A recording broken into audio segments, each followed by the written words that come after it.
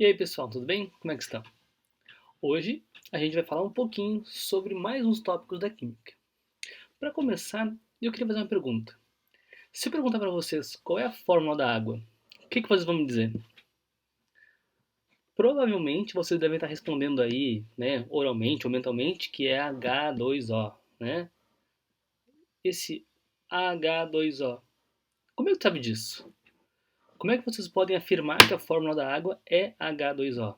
Vocês já viram isso? Já viram, por exemplo, a água, né? A fórmula em si, a gente conhece, mas já viram água para dizer que é H2O?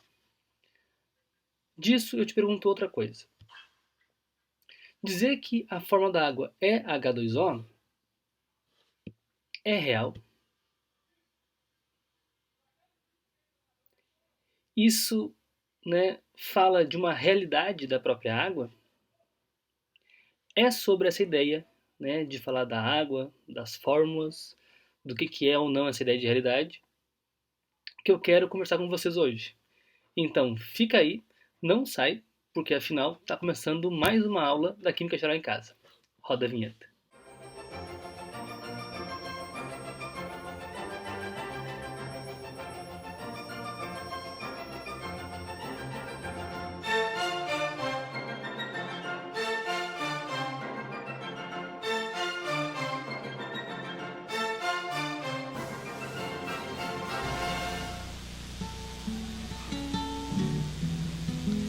É água pura mineral, eu digo sempre. É obrigação. Uma garrafa na mão até pode ficar mal.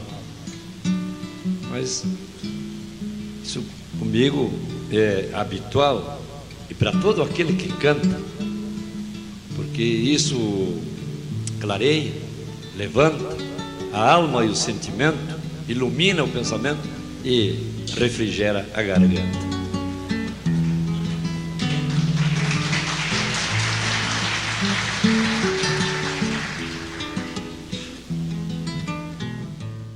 Depois dessa tajada, né, dessa declamação aí do Jaime, né, da importância da água refrigerando a nossa garganta, volta a questão, se essa é água, como é que vocês sabem a fórmula dela? Como é que vocês podem me dizer que a fórmula da água é H2O? Né? Vocês têm certeza disso?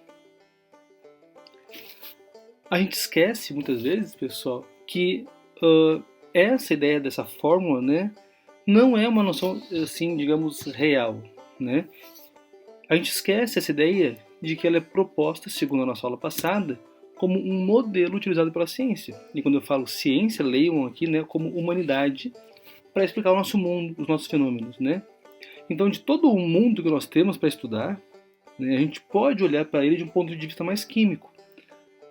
De modo, né, que, por exemplo, imagens como essas que vocês têm na tela, né, de um motor funcionando, de uma lareira, né, de um modelo de átomo, de uma reação lá ocorrendo por meio de algumas fórmulas químicas, de um gráfico, né, de uma reação liberando gases ali. Essas diferentes, esses diferentes fenômenos que nós temos no mundo, né, a gente pode explicar de diferentes formas ele, né, utilizar de diferentes modelos e, de novo, se na aula passada a gente viu, né, que um modelo tem uma função de explicar e prever, nós tentamos explicar e prever os fenômenos que nós temos acesso. Né? Só que percebam que dessas imagens aí, nós temos basicamente três grupos de, ou três categorias, né, que vão explicar essas imagens. Por exemplo, acompanhem comigo aqui, né, que há relação muito próxima entre este motor aqui, a lareira, né, e este experimento aqui de liberação de gases, né? Vejam que eu consigo perceber a ocorrência deles porque eles são grandes, eles são viáveis, né? De eu sentir, por exemplo, o motor eu sinto aquecer, eu sinto o escapamento sair gases, né? A lareira está quente quando eu ponho a mão, eu vejo o fogo. Aqui nesse experimento da liberação de gases eu consigo perceber as borbulhas, né? Eu consigo perceber isso. Percebam que isto está num nível grande, num nível macro. Né? O que eu entendo por nível macro? Esse nível que está acessível pelos nossos sentidos, para a nossa percepção. Seja a percepção direta do tipo a minha visão, o meu tato, ou nossa percepção instrumentalizada. Por exemplo, eu medi a temperatura que aquela lareira com o auxílio de termômetro. Percebam que essa ideia desse nível aqui, ele é diferente, por exemplo, dessa noção aqui de átomo, né? Eu não consigo ver o átomo, eu não consigo tocar o átomo, embora todos sejamos feitos de átomos e quando a gente toca alguma coisa, a gente está tocando um átomo, mas um átomo sozinho eu não consigo tocar. Por que eu não consigo tocar? Porque a nossa noção de átomo, ele está no nível totalmente submicroscópico, não é nem microscópico, é abaixo do microscópico, o nível submicroscópico, o nível que fundamentalmente essa noção de átomo que nós temos, ela é fruto da nossa imaginação. A gente assume que os átomos existam, né? A gente assume que, por exemplo, numa reação como essa aqui do motor, né, eu tenha lá gás oxigênio, eu tenha, por exemplo, a gasolina que vão entrar em combustão. Eu imagino, pensem, percebam que há um nível da química que a gente não tem acesso, mas a gente assume como sendo a coisa em si, como havendo efetivamente ali átomos que a gente nunca enxerga, né, interagindo de uma forma que a gente não enxerga, né, mas que a gente consegue expressar.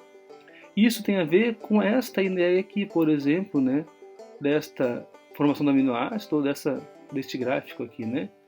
Ambos são processos que dizem respeito a um fenômeno químico, que dizem respeito, né, seja a variação de uma concentração ou a um processo de reação que a gente não vê, que a gente não sente muitas vezes, mas que a gente pode representar. É nesse sentido que a gente pode dizer que uma constituição básica da química se pauta, no mínimo, em 3 eixos, né? Nesses 3 níveis aqui e nesses 3 vértices de um triângulo. Um nível que é do fenômeno, ou seja, o nível daquilo que eu consigo perceber, daquilo que eu sensoriamente ou por meio de instrumentos consigo evidenciar. O nível da coisa em si, ou seja, aquele fenômeno, eu assumo que há entidades, por exemplo, atômicas, né, que é uma reação, que é um nível submicroscópico que não é acessível a mim, mas que eu acredito que ele exista, né, e que explica aquele fenômeno. Mas ainda assim a relação entre este ponto e este ponto não é direto, né, porque eu preciso utilizar de algum meio para relacionar eles. E aí este meio pode ser a linguagem, né, e por meio da linguagem, por exemplo, eu posso dizer que aquele processo lá que eu assumo que há entidades como a combustão de alguma coisa, né, reagindo com oxigênio, que eu vejo lá ser aquela fumaça, eu posso utilizar de uma linguagem, por exemplo, para dizer que o metano, né, CH4, reage com oxigênio para formar CO2 e água, né? Vejam que isso aqui eu uso da linguagem para falar sobre um fenômeno que explica, né, ou que é explicado também, por um nível que não é acessível a nós, né? É nesse sentido que eu posso dizer que o fenômeno ele também pode ser chamado como um processo que ocorre no nível fenomenológico ou macroscópico, assim como a coisa em si, a gente vai dizer que é um nível abstrato. É um nível que, não sendo acessível a nós, ele é submicroscópico ou ainda ele é conceitual. Basicamente, um fruto da nossa imaginação que, do mesmo modo, assim como a linguagem, que está no nível representacional, que a gente também pode chamar de nível simbólico, é criado pela humanidade para explicar este fenômeno. Não só para explicar, mas também para prever. Nesse sentido, percebam que há o fenômeno macroscópico água, que aqui eu represento por essa imagem da água que a gente sente, que a gente é palpável, está acessível aos nossos sentidos, né? Mas há também um processo submicroscópico, submicroscópico, que eu assumo como sendo uma entidade, né, abstrata, como átomo, como molécula de água, como reação química, né? E que dessa maneira como está aqui, eu utilizo de meios da linguagem, seja ela escrita ou visual, para representar esta molécula de água. Percebem essa interação entre esses 3 eixos, né? Se eu não assumir a relação básica entre esses 3 elementos aqui que constituem a nossa química, é extremamente complicado falar ou compreender a química, né? E é claro, né, nesse triângulo que nós temos aqui formado, né, nesses três vértices aqui que formam essa figura geométrica, eu posso imaginar que eles são os básicos, né, eles são os mínimos para isso. Mas eu, por exemplo, posso assumir um outro triângulo, né, que compõe, que se interage com isso aqui, por exemplo, trazendo para a química as questões éticas, né, porque tem, né, existe elementos éticos, elementos econômicos da química, né, elementos, por exemplo, sociais da química. Ou seja, eu posso expandir esta forma aqui para outras formas, ou até pensar nela em três dimensões, né? Mas é necessário assumir que se eu não pensar, né, quimicamente, de modo mínimo e básico, na interrelação entre fenômeno, linguagem e a coisa em si, ou entre o nível fenomenológico, representacional e abstrato, né, eu não consigo nem compreender corretamente, nem compreender em extensão e nem explicar, né, o próprio fenômeno que a gente vai chamar de química. E isso tem algumas implicações, como explicar os processos, analisar os processos, né, que a gente pode detectar, que a gente pode sentir e a partir disso até extrapolar. Por exemplo, no próximo vídeo, né, quando eu falar um pouco sobre a questão mais quantitativa, eu vou detalhar um pouco mais esse experimento, mas em suma eu peguei alguns materiais como balança, uma bureta, né, uma fonte de corrente contínua e um kit, né, de um Becker com alguns materiais. Aqui nós temos, né, na direita aqui o zoom nesse material, né, aqui, né. Então basicamente eu coloquei ali um pouco d'água, né, com alguns eletrólitos, né, aqui também tá melhor no zoom, né.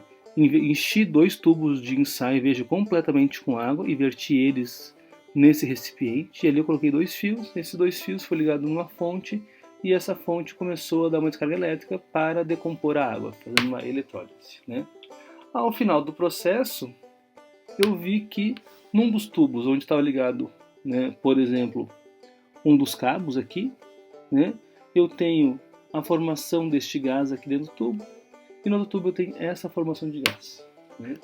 A gente vai ver com um pouco mais de detalhes no próximo vídeo, ao longo da disciplina, né, que essa reação aqui eu posso dizer, né, que chama-se eletrólise da água, ou seja, eu estou quebrando a molécula de água, e conforme a gente vai ver na próxima aula com mais detalhes, eu já vou adiantar aqui algumas coisas, né, eu assumo que aqui neste recipiente eu tenho a formação de gás hidrogênio, e aqui neste recipiente eu tenho a formação de gás oxigênio, e tem alguns testes fáceis para fazer isso, né, por exemplo, depois que eu formo esses tubos aqui, na hora de desvirar eles, se eu apresentar uma chama na boca desse tubo, o hidrogênio dá uma explodidinha, ou seja, é um gás combustível, né?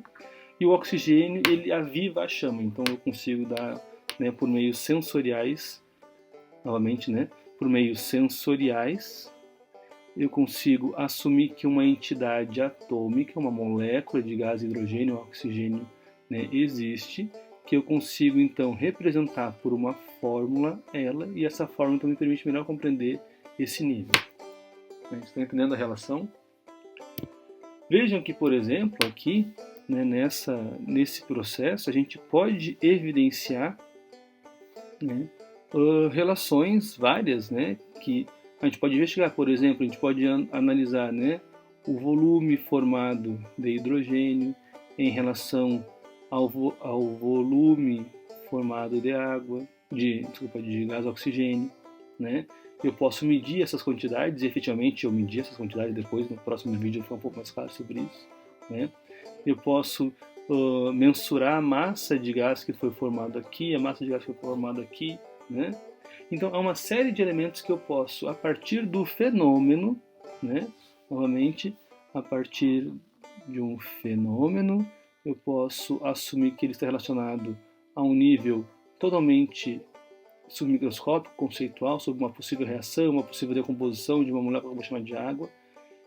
utilizar de formas para representar isso, seja a equação da decomposição da água, seja a representação desses gases com esses símbolos químicos, né, para melhor compreender esse fenômeno. E há mais coisas ainda. Por exemplo, quando eu monto uma reação da formação da água, por exemplo, se eu pegar aquele gás oxigênio e gás hidrogênio e colocar eles em presença de uma faísca, né, eu posso formar água, que é basicamente o processo inverso desse aqui de quebrar a molécula de água. Vejam que aqui eu posso utilizar as relações experimentais. Por exemplo, eu sei que 2 volumes de hidrogênio interagem com um volume de oxigênio para formar 2 volumes de água. Vejam bem, né, que quando eu pego esses volumes aqui de água, né, se decompõe esse volume aqui, vejam que o volume de hidrogênio formado é praticamente aqui, né, nesse experimento, o dobro do oxigênio, né, o que basicamente nos esclarece, né, essa relação que foi construída a partir de experimentos como esse. Ainda, experimentos como esse, quando eu trago outras informações, como vejam aqui, né, eu deixei pronto aqui uma balancinha, alguns outros conceitos para a gente estudar, né? Quando eu trago outras informações sobre este fenômeno que ocorre, eu percebo que ele nos indica que, basicamente, para formar uma quantidade de água, veja, uma quantidade específica de água, esta quantidade total de água formada contém cerca de 88,9% de um gás oxigênio e 11,1% de um gás, né, que é o hidrogênio. Né. Isso me permite associar tantas relações entre o volume da reação, a massa da reação, que são coisas que eu posso medir, são coisas que eu posso determinar no meu mundo macroscópico. Eu posso representar elas por meio de uma equação, que neste caso seria uma equação balanceada. E esta equação balanceada me permite tanto trazer essas informações, quanto me permite prever possíveis informações em relação, seja a esse volume, a essa massa, ou ainda a outras quantidades. Por exemplo, agora no nível abstrato, eu posso imaginar que esta equação aqui representa um processo macroscópico que tem relação no mundo submicroscópico, ou seja, no mundo da abstração das entidades atômicas, numa relação de 2 moléculas de hidrogênio reagindo com uma molécula de oxigênio, formando 2 moléculas de água. Ou que é isso, né, menor ainda, tem uma relação de 4 átomos de hidrogênio, porque eu tenho 2 moléculas, cada uma com 2 átomos, 2 átomos de oxigênio aqui reagindo, e essa reação, pelo princípio da conservação da massa, né, trabalhado por Lavoisier, né, assume que esses 4 átomos que estão no início da reação têm que estar no final. Né? Então veja que eu não consigo confirmar diretamente esses 4 átomos de hidrogênio se eles se mantêm, ou se esses 2 átomos de oxigênio também se mantêm, mas eu assumo isso, né, a partir do momento que eu crio, ou melhor, a partir do momento que eu entendo, né, alguns preceitos básicos, né, que não são nada mais do que ideias criadas pela humanidade, como a conservação da matéria, ou como a forma de analisar esse fenômeno. Vejo ainda que eu consigo me olhar para uma equação que representa um fenômeno macroscópico que tem relação com o índice, com o nível submicroscópico, e depender ainda relações quantitativas, muito propriamente, né, ditas aqui, como por exemplo, eu posso evidenciar aqui que 2 volumes, né, de gás hidrogênio reagem com um volume de gás oxigênio formando 2 volumes de água, como a gente já viu, né, na imagem da reação. Né, basicamente, 2 volumes de hidrogênio têm relação com um volume de oxigênio para formar água. Né. Mas mais do que isso, a partir do momento que esses processos, né, esses fenômenos que são estudados e depois são quantizados, né, me trazem uma noção quantitativa, eu posso trabalhar algumas relações do tipo: se eu sei que para formar uma quantidade de água, 88,9% vem do oxigênio e 11,1% vem do hidrogênio, né, eu posso transformar essas relações quantitativas em massa também. Por exemplo, para formar 1 grama de água, eu preciso reagir esta massa de oxigênio e esta massa de hidrogênio. Ou eu posso mudar o raciocínio. Não, eu não quero saber quanta água eu tenho, mas eu quero saber, por exemplo, a partir de 300 gramas de hidrogênio, 2,4 kg, né? de oxigênio, quanta água eu posso formar? Novamente, seguindo essas proporções estequiométricas, né? A análise do fenômeno, a sua compreensão no nível submicro e a sua representação numa equação química me permite, então, assumir essas relações quantitativas. E essas relações quantitativas, e vejam que eu estou há vários momentos falando sobre o nível macro, micro e representacional, tem tudo a ver com a noção de modelo que a gente viu no último roteiro, com a assunção de fenômenos, né, que ocorrem, que é a própria ideia da química, e fundamentalmente a ideia atômica de Dalton. Né? Quando Dalton fala que existe o átomo, assumimos que exista uma entidade, né, que a gente não tem acesso, mas que ela é pura abstração, que ela é por um conceito em si, mas que a gente assume que existe. Né? Então, desses estudos, dessas relações, eu posso assumir que a composição da água apresenta uma certa porcentagem de oxigênio, uma certa porcentagem de hidrogênio, né? E ainda mais, eu posso estabelecer relações, por exemplo. Vejam que quando eu pego esta proporção de hidrogênio para oxigênio, ela se mantém constante. Outra ideia do Dalton, né? Aliás, Dalton e de outros, né? Proust também colaborou bastante com isso, né? Mas vejam que aqui eu tenho a ideia da conservação da massa, que Lavoisier também traz. Eu tenho a noção, né, da lei das proporções fixas, do tipo a água sempre vai se comportar com a mesma fórmula, assim como a lei das proporções variáveis, né, como por exemplo, eu vou poder ter compostos com hidrogênio e oxigênio como a água, mas também eu posso ter H2O2, né, no sentido de que essas proporções aqui, né, diferentes constroem diferentes compostos. E no caso, particularmente da água, quando eu assumo que uma porcentagem dela é feita de hidrogênio, outra porcentagem de oxigênio, e essa porcentagem se mantém constante, eu posso, por exemplo, saber qual é a relação entre a quantidade de oxigênio e a quantidade de hidrogênio na água, ou seja, dividir a quantidade de um pelo outro. Se eu dividir a quantidade de 88,9 por 11,1, né, a quantidade percentual de cada uma, vejam que eu vou ter uma relação de 8 vezes. Ou seja, em qualquer composição que eu tiver a água, a quantidade em termos de massa de hidrogênio,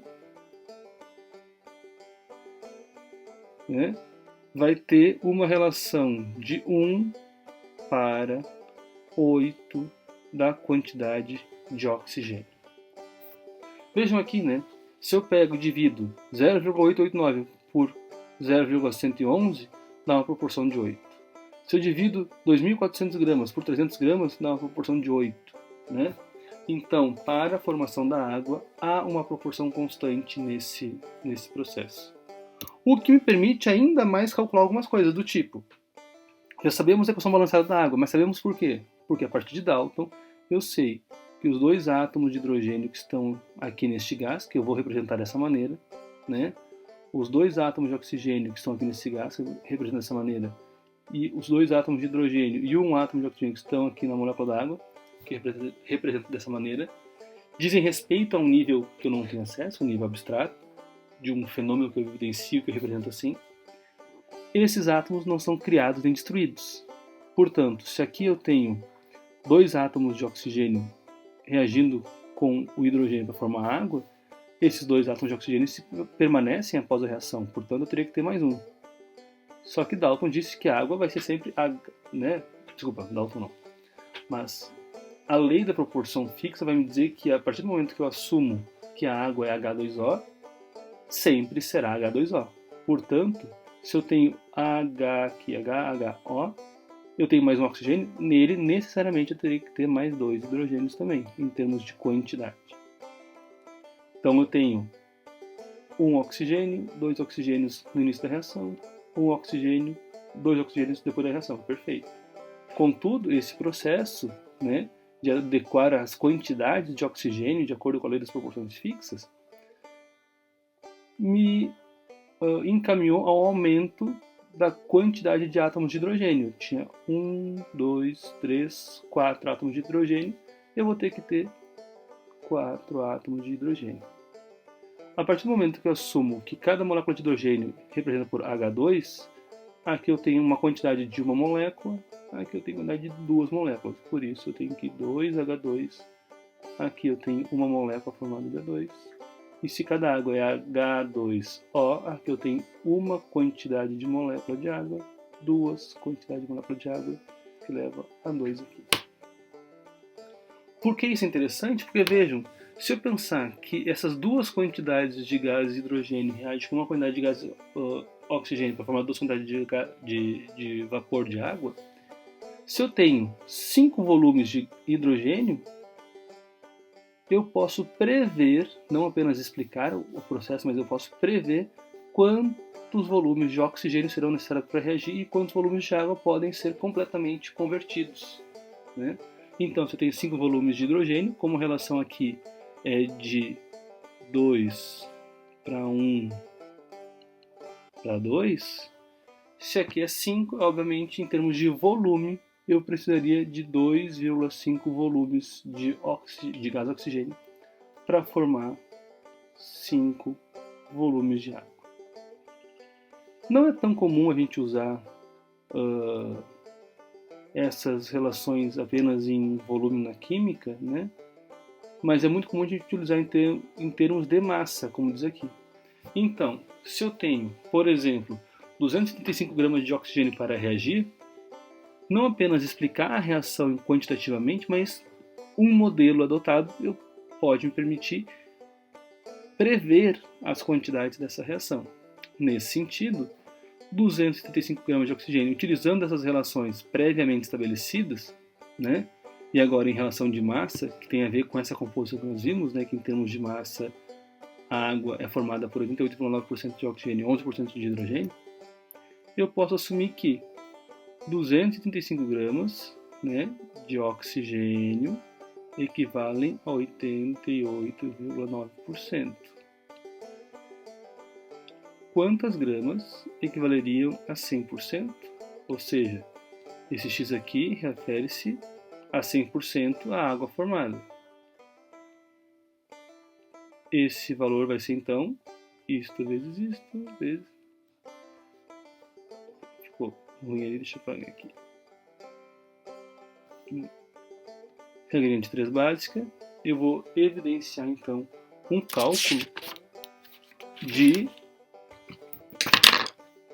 264,37 gramas de água. Ou seja, se eu tiver 235 gramas de oxigênio, isso me permite formar, né, totalmente 264,37 gramas de água. Bom, mas para formar isso tem que ter hidrogênio. Quanto hidrogênio eu vou ter? Novamente eu posso dar um cálculo, né? Se 264,37 gramas de água equivale a 100%, quantos gramas de hidrogênio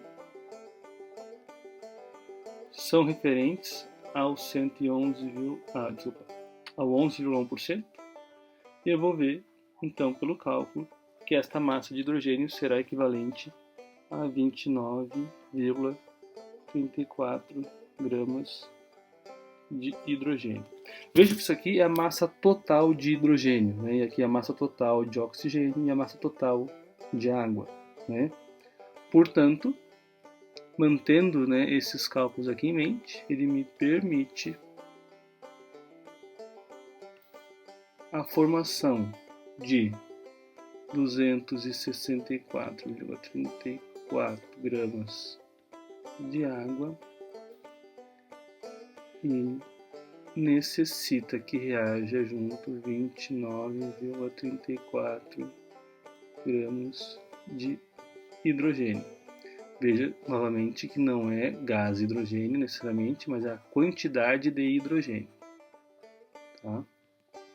E as proporções anteriores, né, se mantêm. Veja que se, por exemplo, eu pegar a relação entre oxigênio e hidrogênio obtido aqui, dividir uma pela outra, eu vou ter 235 gramas por 29,34 gramas. Isso vai ser igual a 8. Né? Se mantém a mesma proporção que a gente viu anteriormente, né? Aqui, né? Se mantém a mesma proporção. Porque a gente assume, né, que neste modelo explicativo, que parte das ideias de Lavoisier, das ideias de Dalton, né, e dessas articulações entre os 3 níveis da química, né, que há uma proporção constante entre os átomos que formam a molécula de água. E dessa proporção constante eu consigo tirar diferentes relações quantitativas, né? Desde essa relação percentual, né, sabendo a constituição de uma substância como a água, eu consigo ver percentualmente cada um dos elementos que a constituem, assim como eu consigo, sabendo dessa relação percentual, calcular, né, massas, né, possíveis de entrar em reação. Por fim, então, vale a pena lembrar, né, que nós temos aqui nessas relações entre os níveis fenomenológico, o nível representacional, ideias fundamentais na articulação com o nível conceitual. E muito desse nível conceitual nós devemos a esse trio aqui em tela, né? Um deles, Dalton, com a sua teoria atômica, e ao casal Lavoisier. Tá certo, pessoal? Espero que vocês tenham pensado um pouco mais sobre a água, pensado um pouco mais sobre a fórmula dela e que ela possa tanto nos refrescar a garganta, nos ajudar na higiene pessoal, quanto compreender o nosso mundo, seja pelos níveis fenomenológico, representacional ou conceitual, para formar o nosso entendimento mínimo do que seria a ideia da química. Tá bom? Até o próximo vídeo. Tchau, tchau.